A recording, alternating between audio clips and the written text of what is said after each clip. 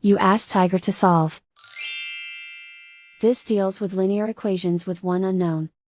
The final result is x equals -23/3. Let's solve it step by step. Simplify the expression. Group like terms. Simplify the arithmetic. Group all constants on the right side of the equation.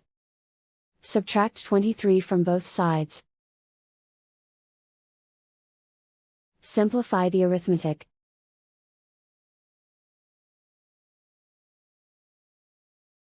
Isolate the x. Divide both sides by 3. Simplify the fraction. And so the final result is x equals -23/3.